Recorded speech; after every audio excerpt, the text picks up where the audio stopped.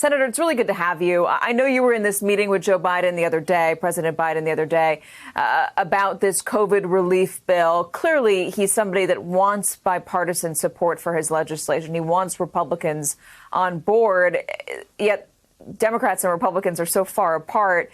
Did you get a sense that he's comfortable moving forward with his first major piece of legislation without any Republicans on board? Well, I think, first of all, you're exactly right, Katie. I think he would like to have this be bipartisan, but I think he also understands that the economy is in trouble and we're not going to get out of this economic difficulty until we get the coronavirus in a rearview mirror. And if that means passing a bill with Republican support, that's great. Without Republican support, it still has to be passed.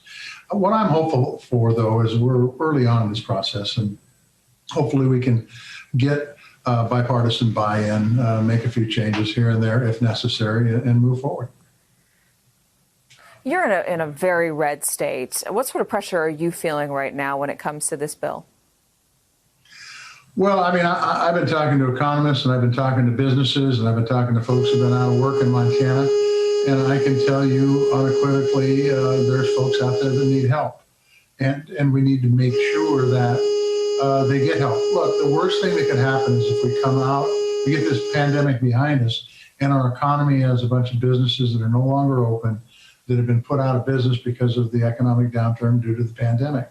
So we need to ensure that we have an economy that's going to be ready to roll, because I think there's going to be a lot of pent-up demand once folks can start doing business as normal and getting out in public and going to restaurants and going to stores and all that stuff that we do.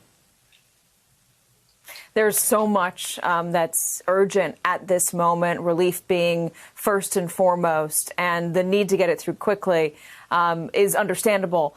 What does it say, though? I guess, what does it do for the other issues going forward? Because there are so many others. There's infrastructure, there's climate change, there's immigration, there's health care. There are so many really big issues that Joe Biden and the Democrats want to tackle. If you start off without any Republican support, what does it mean going forward? Well, look, I don't know. I mean, because we're not done with this process yet, and I'm not entirely positive it's just going to be a Democratic process. I think that a Democrats only process. I think that there's going to be opportunity to get people on board.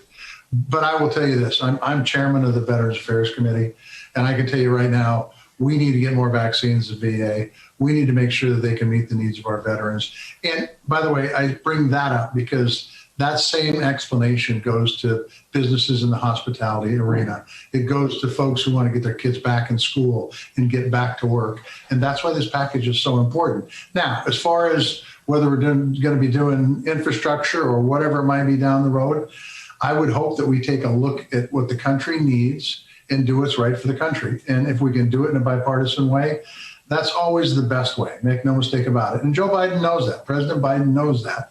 And I think that he's going to do everything he can do to get bipartisan buy-in. But in the event we can't, I believe he's ready to move forward. The impeachment managers, the House impeachment managers, as I'm sure you've heard by now, have asked former President Trump to come testify in front of the Senate next week. Do you want to hear him testify?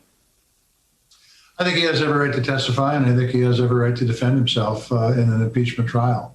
And I would leave that up to his perspective. If he thinks it would be helpful, then come on down. The more the merrier. We need to get the facts so that we can make a decision on either acquittal or conviction. What do you want to hear during the trial? What evidence are you looking to hear? Well, it's an interesting trial because we were here when this happened on January 6th, and it's a little different twist than any of the other impeachments that have come before the United States Senate. And what I want to hear simply is just the facts. I want to find out, hopefully they'll present the statements that were said, not only on the 6th, but leading up to the 6th. And then hopefully we'll see the defense talk about the other side of the equation so that we can sit there as jurors and make a decision based on truth and based on good information. And I think if we get good information in this impeachment trial, I think that will be the way that we can, like I said, either convict or acquit, depending on what information comes out. Hey, thanks for watching. watching our YouTube channel. You should know that you can follow today's top stories and breaking news and catch up on your favorite MSNBC shows all in one place. Download the NBC News app today.